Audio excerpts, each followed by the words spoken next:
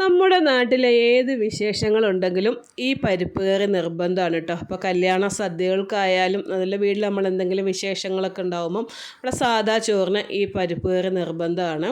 പിന്നെ ചെറുപയർ അടുപ്പത്ത് വെച്ച് ഒന്ന് വറുത്തെടുത്തിട്ടോ. അപ്പോൾ ഒരുപാട് നിറം മാറേണ്ട, ഒരു പച്ച നിറം മാറുവോളം ഒന്ന് വറുത്തെടുത്തതിന് ശേഷം തണുത്തിട്ട് മിക്സിയുടെ ജാറിലേക്ക് ഇട്ട് ഒന്ന് ക്രഷ് ചെയ്തെടുത്ത് മുഖത്തിലിട്ട് പാറ്റിയതിൻ്റെ തൊലിയൊക്കെ കളഞ്ഞതിന് ശേഷം ചട്ടിയിലേക്ക് ഇട്ട് നല്ലതുപോലെ ഒന്ന് കഴുകി എടുത്തിട്ട് അതിലേക്ക് പച്ചമുളക്, അതേപോലെ ചെറിയ ഉള്ളി, മഞ്ഞൾപ്പൊടി, ഉപ്പ്, എന്നിട്ട് വെള്ളവും ചേർത്ത് അടുപ്പത്ത് വെച്ച് നല്ലതുപോലെ ഒന്ന് വേവിച്ചെടുക്കണം കേട്ടോ.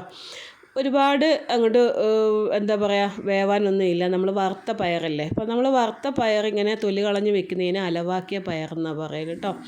അപ്പോൾ പയർ വെന്ത് വന്നാൽ നല്ലപോലെ ഒന്ന് ഉടച്ചു കൊടുത്തതിന് ശേഷം തേങ്ങയും ചെറിയ ജീരകവും ചുമന്നുള്ളിയും കറിവേപ്പിലയും കൂടെ അരച്ചതും കൂടി ഒന്ന് ഒഴിച്ചു കൊടുക്കുക കേട്ടോ. അത് നല്ലതുപോലെ ഒന്ന് ഇളക്കണേ. അതിൽ മിക്സിയുടെ ജാറ് കഴുകിയ വെള്ളം കൂടി ഒന്ന് ഒഴിച്ചു കൊടുത്ത് നല്ലതുപോലെ ഒന്ന് ഇളക്കി ഒന്ന് ചൂടാക്കി എടുത്താൽ മതി കേട്ടോ. ഒരുപാട് തിളച്ച് പോകാൻ പാടില്ല. അതിനുശേഷം ചെറിയ ഉള്ളി, കടുക്, കറിവേപ്പില, ഉണക്കമുളകിൽ നമ്മൾ വറവ് ഇട്ട് ഒഴിച്ച് കൊടുക്കണം കേട്ടോ. നല്ല അടിപൊളി ടേസ്റ്റാണ് കേട്ടോ ഈ പരിപ്പ് കറിക്ക്. അപ്പോൾ ഇങ്ങനെ ഉണ്ടാക്കി കഴിക്കാത്തവരുണ്ടെങ്കിൽ ഒന്ന് ട്രൈ ചെയ്ത് നോക്കട്ടോ.